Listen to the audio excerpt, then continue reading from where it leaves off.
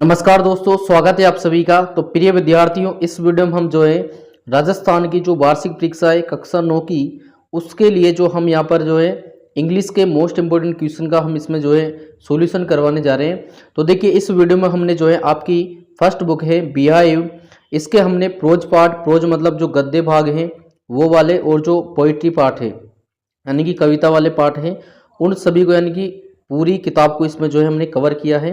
और देखिए, इसमें जो आपको बस एक बात ध्यान रखनी है कि जो इनमें से जो क्वेश्चन आपके अर्धवार्षिक परीक्षा में यानी कि आपकी जो अर्धवार्षिक परीक्षा हुई थी उसमें आ चुके हैं, उन क्वेश्चन को आप छोड़ सकते हैं, क्योंकि उन क्वेश्चन को जो है वार्षिक परीक्षा में बहुत ही कम जो है लिया जाएगा। ठीक है ना, एक आध ही क्वेश्चन होगा जिसके ले सकते हैं, बाकी जो अर्धवार्षिक में आए क्वेश्चन है उसको वार्षिक पेपर में नहीं लिया जाता है। ठीक है ना, तो आप आपके अनुसार देख लेना, क्योंकि देखिए हर जिले का अलग अलग पेपर होता है।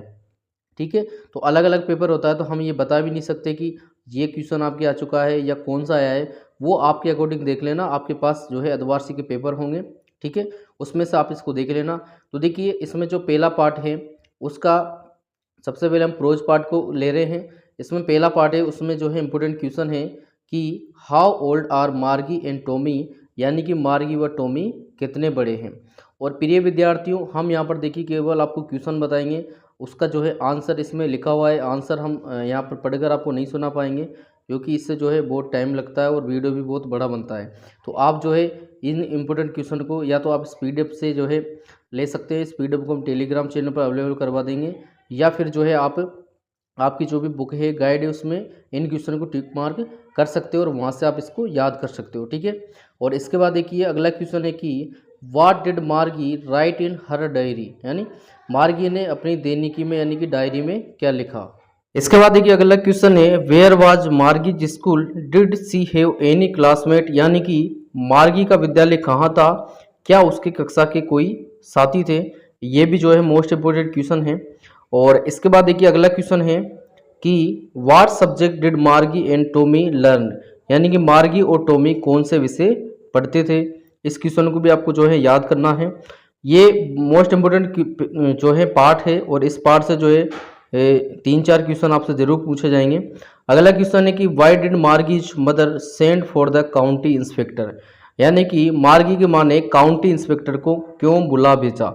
देखिए, ये क्वेश्चन जो है बहुत ही महत्वपूर्ण क्वेश्चन है, और अगर ये क्वेश्चन आपके अर्धवार्षिक में आ चुका है तो आप इसको छोड़ सकते हैं। बाकी अगर आपके अर्धवार्षिक में नहीं आया है तो ये जो है 100% आपके वार्षिक पेपर में जो है आपको देखने को मिलेगा। तो जिनके नहीं आया था इस क्वेश्चन को आप जरूर याद करना। इसके बाद देखिए अगला क्वेश्चन था, इसमें लास्ट क्वेश्चन है कि मार्गी भूगोल में खराब प्रदर्शन क्यों कर रही थी, उसकी सहायता के लिए काउंटी इंस्पेक्टर ने क्या किया। ठीक है, इसके बाद अगला पार्ट है द साउंड ऑफ म्यूजिक, यानी कि संगीत की ध्वनि। इसका पार्ट 1 है Evelyn Glennie listen to sound without hearing it, यानी कि एविलिन गिलेनी ध्वनि सुनती है इसका श्रवण किए बिना। तो इसमें देखिए, इसमें पहला क्वेश्चन है कि how old was Evelyn when she went to the Royal Academy of Music, यानी कि एविलिन की क्या आयु थी जब वह रॉयल अकेडमी ऑफ म्यूजिक में गई। तो देखिए वो कितनी थी, वो जो है 17 वर्ष की थी। और इसके बाद जो है अगला क्वेश्चन है कि when was her deepness first noticed, when was it confirmed, यानी कि उसके बहरेपन का प्रथम बार कब पता चला, इसकी पुष्टि कब की गई। तो देखिए प्रिय विद्यार्थियों, इस तरह के जो क्वेश्चन होते हैं तो इनमें आपने देखा है, अर्धवार्षिक में भी देखा होगा कि जो क्वेश्चन होता है उसी के साइड में जो है कोष्टक में उस पार्ट का नाम लिखा होता है, तो उससे आपको ये आसानी रहती है कि ये किस पार्ट से लिया गया है। ठीक है ना, यानी कि पार्ट का नाम भी जो है उस क्वेश्चन के साथ लिखा होता है। इसके बाद देखिए पार्ट सेकंड है द सेना यो बिस्मिल्ला खां, यानी कि बिस्मिल्ला खां की सेनाई। तो इसमें देखिए, इसमें एक मोस्ट इम्पोर्टेंट क्वेश्चन ये है कि why did Aurangzeb ban the playing of the pungi, यानी कि औरंगजेब ने पुंगी बजाने को प्रतिबंधित क्यों किया। और इसके बाद इसका अगला क्वेश्चन है कि where was the shehnai played traditionally, how did Bismillah Khan change this, यानी कि पारंपरिक रूप से सेनाई कहाँ बजाई जाती थी और बिस्मिल्ला खान ने इसे कैसे बदला। ये भी इसका एक इम्पोर्टेंट क्वेश्चन है। इसके बाद देखिए अगला क्वेश्चन है इसका कि अगला क्वेश्चन है when and how did Bismillah Khan get his big break, यानी कि बिस्मिल्ला खान को बड़ा अवसर कब और कैसे प्राप्त हुआ, ये भी जो है मोस्ट इम्पोर्टेंट क्वेश्चन है। इसके बाद देखिए इसका अगला क्वेश्चन है कि why did Bismillah Khan refuse to start a shehnai school in the USA, यानी कि बिस्मिल्लाह खान ने अमेरिका में सेनाई विद्यालय चलाने से इनकार क्यों कर दिया। इसके बाद आपका अगला पार्ट है द लिटिल गर्ल, छोटी लड़की। इसमें देखिए इसमें मोस्ट इम्पोर्टेंट क्वेश्चन है कि why was Kezia afraid from her father, यानी कि केजिया अपने पिताजी से क्यों डरती थी। और इसके बाद अगला क्वेश्चन है who were the people in Keziah's family, यानी कि केजिया के परिवार में कौन कौन थे। इसके बाद देखिए नेक्स्ट क्वेश्चन है कि in what ways did Kezia's grandmother encourage her to get to know her father better, यानी कि केजिया की दादी ने उसे अपने पिता को बेहतर समझने के लिए निम्न के लिए किन तरीकों से उत्साहित किया, ये भी मोस्ट इम्पोर्टेंट क्वेश्चन है। इसके बाद देखिए अगला पार्ट है अ ट्रूली ब्यूटीफुल माइंड, यानी कि एक वस्तुतः सुंदर मस्तिष्क। तो इसमें देखिए पहला क्वेश्चन है why did Einstein write a letter to the Franklin Roosevelt, यानी कि आइंस्टीन ने फ्रैंकलिन रूजवेल्ट को पत्र क्यों लिखा। इसके बाद देखिए अगला क्वेश्चन है कि how did Einstein react to the bombing of Hiroshima and Nagasaki, यानी कि हिरोशिमा व नागासाकी पर बम गिराने पर आइंस्टीन ने क्या प्रतिक्रिया की, ये भी इम्पोर्टेंट क्वेश्चन है। इसके बाद देखिए अगला पार्ट है the snake and the mirror, सर्प और दर्पण। तो इसमें देखिए इसमें जो है ज़्यादा क्वेश्चन इंपॉर्टेंट नहीं है। इसमें एक क्वेश्चन ये है कि what to importance and earth shaking decision did the doctor take while he was looking into the mirror, यानी कि चिकित्सक ने कौन से दो महत्वपूर्ण व भूकंपीय निर्णय लिए जब वह दर्पण में निहार रहा था, ये इंपॉर्टेंट क्वेश्चन है। और अगला पार्ट है आपका माई चाइल्डहुड, यानी कि मेरा बचपन। तो इसमें देखिए इसमें है कि who were Abdul Kalam's school friends what did they letter become, यानी कि अब्दुल कलाम के विद्यालय के समय के मित्र कौन थे, वे बाद में क्या बने। ठीक है, ये एक इम्पोर्टेंट क्वेश्चन है। अगला क्वेश्चन है कि how did Abdul Kalam earn his first wages, यानी कि अब्दुल कलाम ने अपनी प्रथम मजदूरी कैसे कमाई, ये भी मोस्ट इम्पोर्टेंट क्वेश्चन है। इसके बाद अगला पार्ट है रीच फॉर द टॉप, यानी कि शिखर पर पहुंचना। इसका पार्ट फर्स्ट है संतोष यादव। इसमें देखिए इसमें why was the Holi man who gave Santosh mother his blessing surprise, यानी कि जिस साधु ने संतोष की माँ को आशीर्वाद दिया वह चकित क्यों था। इसके बाद पार्ट सेकंड इसका मारिया सारापोवा। तो इसमें है कि why could not Sharapova's father see her in America, यानी कि सारापोवा के पिता अमेरिका में उससे मिलने क्यों नहीं आ सके। इसके बाद देखिए अगला क्वेश्चन है how did Sharapova put up with insult in the USA, यानी कि अमेरिका में सारापोवा को अपमान कैसे सहन करना पड़ा, यह भी मोस्ट इम्पोर्टेंट क्वेश्चन है। इसके बाद अगला पार्ट है काठमांडू। इसमें देखिए मोस्ट इम्पोर्टेंट क्वेश्चन है कि name the two temples the author's visited in Kathmandu, यानी कि उन दो मंदिरों को नामित करें जिनकी लेखक ने काठमांडू में यात्रा की। इसके बाद देखिए अगला क्वेश्चन है what difference does the author note between the flute seller and the other hawkers, यानी कि बांसुरी विक्रेता व अन्य फेरी वालों में लेखक क्या अंतर देखता है। इसके बाद देखिए नेक्स्ट क्वेश्चन है कि what is the belief at Pashupatinath about the end of Kalyug, यानी कि कलयुग के अंत के विषय में पशुपतिनाथ पर क्या धारणा है। इसके बाद अगला पार्ट है if I were where you, यदि मैं तुम्हारी जगह होता। तो इसमें देखिए पहला क्वेश्चन है कि why does the intruder choose Gerard as the man whose identity he wants to take on, यानी कि घुसपैठिए ने जेरड को ऐसे व्यक्ति के रूप में क्यों चुना जिसकी पहचान वह धारण करना चाहता है। इसके बाद देखिए इसके बाद इसमें मोस्ट इम्पोर्टेंट क्वेश्चन है कि what is गेरार्ड्स profession poet the parts of the play that support your answer, यानी कि जेरड का व्यवसाय क्या है और नाटक के उस भाग का जिक्र करो जो आपके उत्तर की पुष्टि करता है। इसके बाद देखिए ये जो है आपके प्रोज पार्ट यहाँ से ख़त्म हो चुके हैं। इसके बाद आपकी जो है बीआईव के पोइट्री पार्ट है जिसमें पहला पार्ट है द रोड नॉट टेकन, यानी कि सड़क जो नहीं ली गई।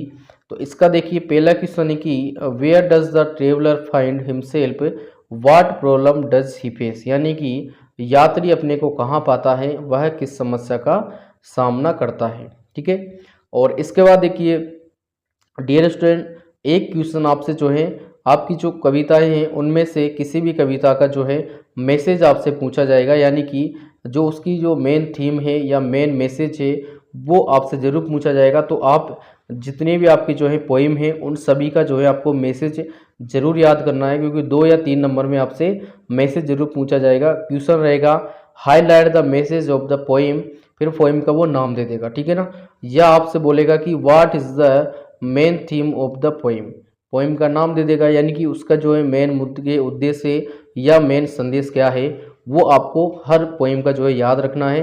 वो किसी भी पोइम का आपसे पूछा जा सकता है।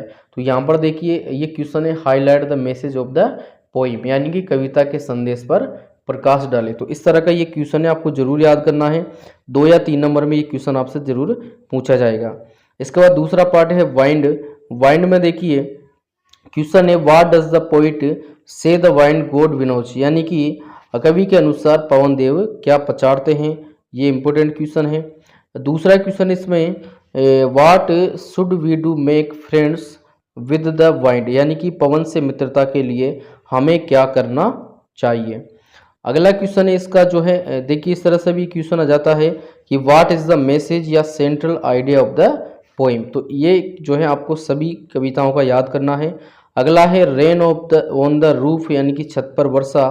तो इसमें देखिए what is the single major memory that comes to the poet who are the darling dreamers he refers to, यानी कि वह कौन सी एक मुख्य याद है जो कवि को आती है, डार्लिंग ड्रीमर्स किसके लिए कहा गया है। ये एक इम्पोर्टेंट क्वेश्चन है। इसके बाद देखिए इसका जो मैसेज वाला क्वेश्चन है वो आपको जरूर करना है। अगली है आपकी the lake Aizawl of Innisfree, यानी कि इनिस्फ्री का झील टापू। तो इसमें देखिए इसमें आपको जो है इसका सेंट्रल आइडिया आप इसको याद कर लें। और इसके अलावा अगला पार्ट है आपका अ लीजेंड ऑफ द नॉर्थलैंड, यानी कि नॉर्थलैंड की एक पौराणिक कथा। तो इसमें देखिए इसमें इम्पोर्टेंट क्वेश्चन है what did Saint Peter ask the old lady for, what was the lady's reaction, यानी कि सेंट पीटर ने स्त्री से क्या मांगा, उसकी क्या प्रतिक्रिया थी। ठीक है, ये क्वेश्चन है, इम्पोर्टेंट क्वेश्चन है। इसके बाद देखिए एक और क्वेश्चन है कि how does the wood picker get her food, यानी कि एक कटफोड़वा चिड़िया अपना भोजन कैसे प्राप्त करती है। इसके बाद देखिए नेक्स्ट क्वेश्चन है what is a legend, why is this poem called a legend, यानी कि पौराणिक कथा क्या होती है, यह कविता पौराणिक कथा क्यों है। ये आपको याद करना है और इसका मेन जो थीम है वो आपको याद करना है। ठीक है, इसके बाद देखिए अगला है नो मैन आर फॉरेन, यानी कि कोई मनुष्य जो है विदेशी नहीं है। तो इसमें देखिए इसमें आपको एक तो ये याद करना है कि how does the poet suggest that the people on the earth are the same, यानी कि कवि कैसे कहता है कि धरती पर सब लोग एक जैसे हैं। ये आपको याद करना है। और एक इसका जो है मेन थीम वाला क्वेश्चन आपको याद करना है। और एक क्वेश्चन आपको ये याद करना है कि how do we define the human earth, यानी कि हम मानव की पृथ्वी को कैसे अपवित्र करते हैं। अगला पार्ट है ऑन किलिंग अ ट्री, यानी कि एक वृक्ष की हत्या, जिसमें देखिए एक तो आपको ये क्वेश्चन पढ़ना है कि how has the tree grown to its full size, list the word suggestive of its life and activity, यानी कि पेड़ पूरे आकार का कैसे बना, उन शब्दों की सूची बनाओ जो इसके जीवन व गतिविधियों की ओर संकेत करते हैं। इसके बाद देखिए इसके बाद इसमें अगला क्वेश्चन है कि what does he mean by the stand of the tree expose, यानी कि उसका the stand of the strength of the tree expose से क्या अभिप्राय है। अगला क्वेश्चन है व्हाट फाइनली किस द ट्री, यानी कि पेड़ अंत में मरता कैसे है। ये आपको याद करना है और इसका मेन थीम आपको याद करना है। अगला पार्ट है a slumber did my spirit seal, नींद जिसने मेरे मनोभाव बंद कर दिए। तो इसका आपको जो है सेंट्रल आइडिया याद करना है। और एक क्वेश्चन आपका इसमें ये याद करना है कि where and how does the poet's beloved exit now, यानी कि कवि की प्रिय युवती अब कहाँ और किस प्रकार अस्तित्व में है, ये आपको याद करना है। तो इस तरह से प्रिय विद्यार्थियों आपकी जो ब्याही जो आपकी बुक है उसके ये मोस्ट इम्पोर्टेंट क्वेश्चन है और ये पूरी किताब की मोस्ट इम्पोर्टेंट क्वेश्चन है। तो इसमें से देखिए मैक्सिमम क्वेश्चन आपके जो है एग्जाम में जो है आएंगे और इसमें से देखिए उन क्वेश्चन को आप जो है अलग कर सकते हैं जो आपके हाफ ईयरली एग्जाम में आ चुके हैं, ठीक है ना। उनके आने के जो है वार्षिक में आने के बहुत कम चांस होते हैं, तो उनको आप छोड़ सकते हो। बाकी अदर क्वेश्चन को आपको ज़रूर करना है। और इस बार जो है आपका देखिए 100% यानी कि जो आपके किताब में सिलेबस है उन पूरे का ही आपका पार्ट आएंगे, ठीक है। जैसे मान लो 10 पार्ट है तो 10 पार्ट से ही क्वेश्चन आपके पूछे जाएंगे। अर्धवार्षिक में क्या होता है 70% पूछा जाता है, यानी कि जैसे 10 पार्ट हैं तो उसमें से 7 पार्ट का ही पूछा जाएगा, लेकिन वार्षिक में पूरा ही पूछा जाता है। और वार्षिक का जो पेपर है आपका 100 नंबर का पेपर होता है, ठीक है। 100 नंबर का आपका पेपर होगा, पूरे जो मेन जो 6 पेपर होते हैं वो 100 नंबर के आपके पेपर रहेंगे। तो इस तरह से प्रिय विद्यार्थियों ये क्वेश्चन आपको जरूर याद करने हैं और इनमें से ही आपको जो है आपके एग्जाम में देखने को मिलेगा। और इसके अलावा आपको इस वीडियो से संबंधित कोई डाउट्स रहता है तो आप हमें कमेंट सेक्शन में कमेंट कर सकते हैं, हम उसका रिप्लाई आपको जो है ज़रूर करेंगे।